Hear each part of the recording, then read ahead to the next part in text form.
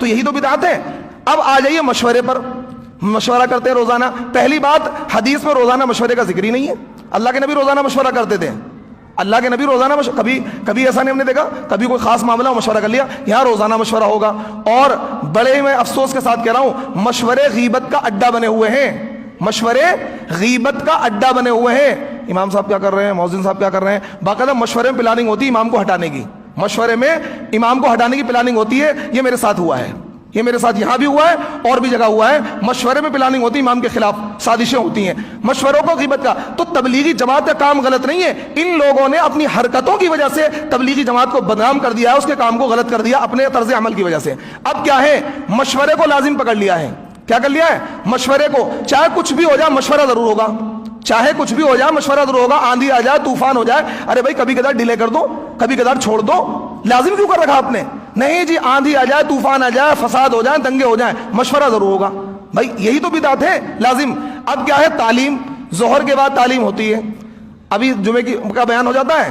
یہ کیا ہوا ہے, میں نے رامائن اور گیتا پڑھ کے تو نہیں سنائی ہے, قرآن پڑھ کے سنا رہا ہوں, اللہ کے نبی کی بات بتا رہا ہوں. اب اس کے بعد کتاب لے کے بیٹھیں گے, تعلیم ہوگی. ارے بھائی یہی تو بدعت ہے. آپ لازم کیوں کر رہے ہو؟ جمعے کے دن تعلیم مت کرو. جب امام نے خطبہ دے دیا اور دین کی بات بتا دی اور تعلیم کر دی, تو اب مزید کیا ہے, اس کتاب کو پڑھنے کی کیا ضرورت ہے؟ چاہے 2 آدمی بیٹھیں گے ضرورت کتاب لے کے کہ بھائی تعلیم ہوگی. یہی تو بدعت ہے. میری بات کو سمجھیے, اس کو آپ دوسرے اینگل سے مت سوچنا کہ بھائی جماعت کی مخالفت کر رہے ہیں. میں کہہ رہا ہوں بھائی اس عمل, میں نے کہا آپ جماعت کا کام نہ کرو, جماعت کا کام کرو, لیکن اس طرز عمل کو سدھارو. اس طرز عمل کو سدھارو. کوئی لگا رہا وقت, اچھی بات ہے. کوئی وقت نہیں لگا رہا, اچھی بات ہے. مشورہ کبھی ہو گیا, کبھی ٹال دیا, کوئی مسئلہ نہیں ہے. اب کیا ہے, اتوار کا جوڑ ہے, ہونا ہی ہونا ہے. آندھی آ جائے, طوفان آ جائے, جوڑ ضرور ہوگا. جوڑ کیا ایک دن بھی ڈیلے نہیں ہو سکتا, چاہے کتنا ہی بڑا مسئلہ ہو. ابھی مولانا کلیم صدیقی صاحب کی گرفتاری ہوئی تھی, تو اس دن کیا تھا, آل انڈیا امامز کونسل نے احتجاج کیا. تو میں نے کہا بھائی چلو, میں نے یہاں عصر کے بعد, اتوار کا دن تھا, میں نے کہا بھائی احتجاج میں شریک ہوں گے. تو بھائی جماعت والے سارے بیٹھ گئے کہ آج ہمارا اس کا دن ہے. حالانکہ پھر میرے غصہ کرنے پر 2-3 شریک بھی ہوئے. تو بھائی ایک دن چھوڑ دو, کیا دقت ہے؟ یہی تو بدعت ہے کہ آپ نے لازم پکڑ لیا. کتنا ہی اہم مسئلہ ہو آپ چھوڑ نہیں سکتے. بھائی میں قرآن کی تفسیر کرتا ہوں, کبھی کرتا ہوں, کبھی نہیں کرتا ہوں. میں لازم نہیں کر رکھا میں نے. اگر کوئی بندہ ہر لازم پکڑ, میں کروں نہیں جی, کچھ بھی ہو جائے قرآن کی تفسیر ڈیلی کرنی ہے, ایک دن بھی ناغا نہیں کرنا ہے, پھر یہ عمل بدعت بن جائے گا. یہ عمل کیا بن جائے گا؟ بدعت بن جائے گا. جیسے جمعے کا روزہ ہے, علامہ ابن عابدین شامی رحمۃ اللہ علیہ نے جمعے کے روزے کا بدعت ہونے کا فتویٰ دیا 100 سال پہلے. کیوں؟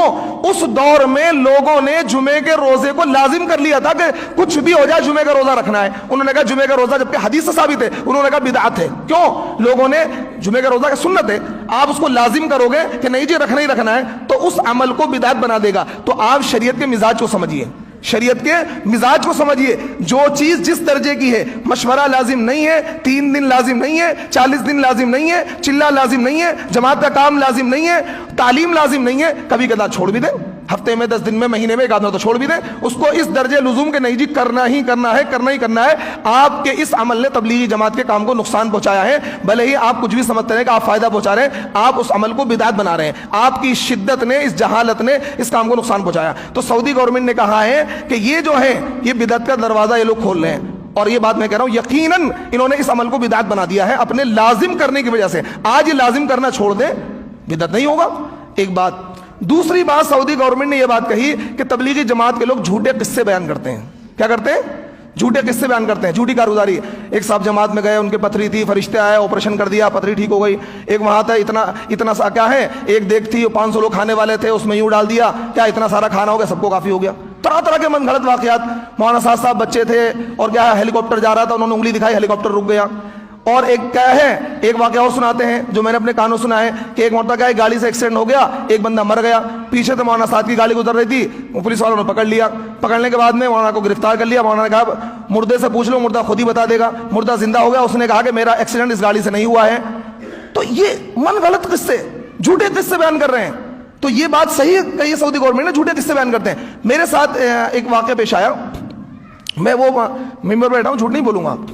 جاپان ایک جماعت گئی, حاجی شمس الزماں, نام بھی بتا دے رہا ہوں, حاجی شمس الزماں ہیں اور اس وقت مولانا سعد کے رائٹ ہینڈ ہیں. وہ بڑے دلی کے بڑے ذمہ داروں میں سے ہیں. چوہان مانگر رحمانیہ مسجد گلی نمبر 3 میں بھی جڑتے ہیں اور روزانہ نماز بھی پڑھتے ہیں, آپ جا کے مل بھی سکتے ہیں. تو عصر کے وہ اپنا فجر میں تفسیر کرتا تھا, مجھے روک لیا انہوں نے کہا مفتی صاحب ایک کارگزاری سنیے, بڑی عجیب کارگزاری. میں نے کیا؟ کہنے لگے کہ جی میں جاپان جماعت میں گیا تھا, پاکستان کے کچھ ساتھی ملے تو انہوں نے ایک واقعہ سنایا. میں نے کیا سنایا؟ کہنے لگے کہ جی ایسے ایسے افریقہ میں جماعت گئی اور وہاں پہ ہیں, وہاں افریقہ میں بڑے خطرناک جنگل ہوتے ہیں, بڑے مطلب درندے اور ازدہے اور سانپ ہوتے ہیں, تو جماعت والوں کو ازدہے مل گئے. جماعت والوں نے پر ہاتھ پھیرا کہ بھائی ہم کیا ہے دین کا کام کرنا ہے, یہاں سے بھاگ جاؤ. سارے کیا ہے سانپ اور درندے سب بھاگ گئے. یہ واقعہ ہے حدیث میں, لیکن یہ واقعہ ان لوگوں کا نہیں ہے. یہ ایک صحابی ہیں عقبہ ابن نافع, حضرت امیر معاویہ کی فوج کے سپہ سالار.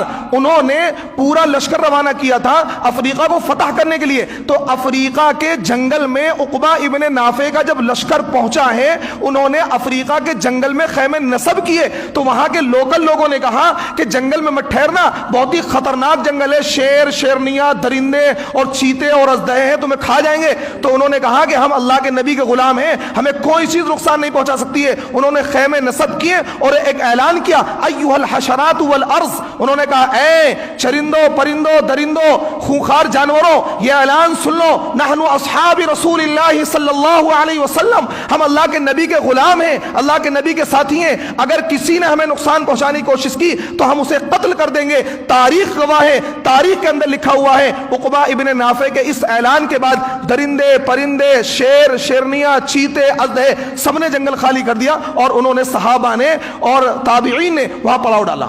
تو انہوں نے کیا کیا, یہ واقعہ اپنے اوپر فٹ کر کے کارگزاری میں چلانا شروع کر دیا. تاکہ مقصد کیا ہوتا ہے, مقصد ہو تاکہ جماعت میں زیادہ سے زیادہ لوگ جڑیں. ایک بندہ ایسا تھا کچھ نہیں کرتا تھا, جماعت میں گیا اتنا کاروبار ہو گیا. ارے بھائی کیا ہے, من گھڑت قصے بیان نہ کریں. ہمارا دین بڑا پاک صاف دین ہے, یہودیوں کی طرح عیسائیوں کی طرح من گھڑت قصوں پر نہیں چلتا ہے. اللہ کے نبی صلی اللہ علیہ وسلم نے ارشاد فرمایا, لن تضلوا بعدی ان تمسکتم بہما القرآن و سنت رسول, کہ تم میرے بعد ہرگز گمراہ نہیں ہوگے جب تک کہ قرآن کے سنت کے اور حدیث کے دامن کو مضبوطی سے پکڑے رہو گے.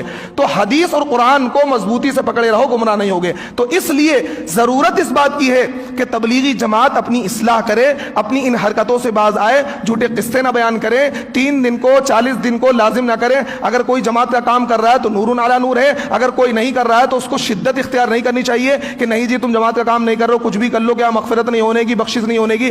ایک صاحب نے مجھ سے کہا, کہنے لگے امام صاحب آپ بہت اچھے آدمی, یہاں نہیں جعفر آباد میں, کہ اگر آپ کا وقت لگا ہوتا تو دین کی سمجھ آپ کے اندر آ جاتی. مجھ سے یہ بات کہی, میں نے اس کو جو ڈانٹا اور لتا, میں نے ہاتھ پکڑ کے کمرے سے باہر نکال دیا. میں نے بدتمیز کہیں گا, میں نے ہمیں دین کی سمجھ نہیں ہے, تو نے 40 دن لگا کے ساری دین کی سمجھ تیرے اندر آ گئی, 15 سال میں قرآن حدیث سب پڑھ لیا, ہمیں دین کی سمجھ نہیں آئی. تو معاملات یہ ہیں, ان جہالت کی وجہ سے تبلیغی جماعت کا کام بدنام ہو رہا ہے, اور کیا ہے اکابرین کی قائم کردہ جماعت کا نقصان ہو رہا ہے. اور آج جو خدمت تبلیغی جماعت نے 80 سال میں کی تھی, ان 20 سالوں میں سارا بیڑا غرق ہو گیا, سارا معاملہ غلط ہو گیا. اور دوسرا کام, جھوٹی حدیثیں بیان کرتے ہیں. دین کی تھوڑی بہت غور و فکر کرنا, 60 یا 70 سال کی نفلی عبادت سے افضل ہے, کوئی حدیث نہیں ہے. سن لو کوئی حدیث نہیں ہے. جماعت والے کہتے ہیں دین کی, آؤ بھائی آؤ بیٹھو, دین کی بات کا کہنا, دین کی بات کا سننا ایمان والوں کو نفع دیتا ہے, آؤ. پھر یہ والی حدیث سناتے ہیں, دین کی تھوڑی بہت غور و فکر کرنا 60 یا 70 سال کی نفلی عبادت سے افضل ہے. سناتے نہیں سناتے, کسی نے سنیے؟ بالکل یہ کوئی حدیث نہیں ہے. کوئی حدیث ہے تو مجھے لا کر دکھا دیں, کوئی حدیث لا کر دکھا دے. من گھڑت ہے, موضوع ہے, اپنی طرف سے گھڑی ہوئی ہے. اور ایک حدیث وہ بیان کرتے ہیں جس کا انکار پہلے بھی میں نے کیا تھا, آج پھر کر رہا ہوں, کہ گشت کرنے کے بعد جو نماز پڑھی جائے گی اس پر 7 لاکھ نماز کا ثواب ملے گا. یہ بھی کوئی حدیث نہیں ہے, یہ بھی کوئی حدیث نہیں ہے. یہ بھی جماعت والے کہتے ہیں یہ بھی منحال موضوع منکر, یہ بالکل کیا ہے, منکر ہے, موضوع ہے, من گھڑت ہے, گھڑی ہوئی حدیث. کوئی حدیث ایسی روایت ہے حدیث کے اندر موجود نہیں ہے. اور ساری جہاد کی آیتیں سب اپنے اوپر فٹ کرتے ہیں, ہلکے ہو بھاری ہو جماعت میں نکلو, ہلکے ہو بھائی, یہ جہاد کی آیتیں ہیں, یہ مت کرو.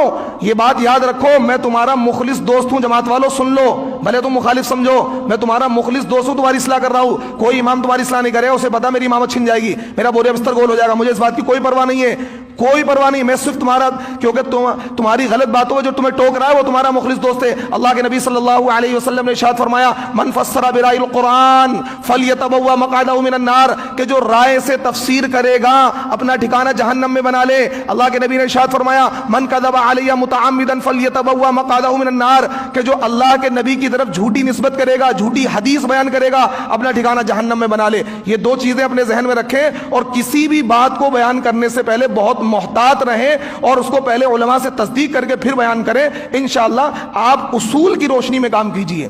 آپ جو اصول حضرت مولانا الیاس نے مرتب کیے تھے ان کے مطابق کام کیجئے، ہم آپ کے ساتھ ہیں. لیکن آپ جس طریقے سے بے اصولی سے کام کر رہے ہیں ہم آپ کے ساتھ نہیں ہیں. ہم آپ کی بار بار اصلاح کرتے رہیں گے چاہے آپ کچھ بھی کرتے رہیں، کتنی مخالفت کرتے رہیں. میری زبان تو بند نہیں ہوگی جب تک غلط کام ہوتا رہے گا، میں اس کی اصلاح کرتا رہوں گا. اللہ رب العزت مجھے اعمال صالحہ کی توفیق عطا فرمائے اور تمام حاضرین کو کیا ہے دین کی صحیح سمجھ عطا فرمائے. وآخر دعوانا ان الحمدللہ رب العالمین.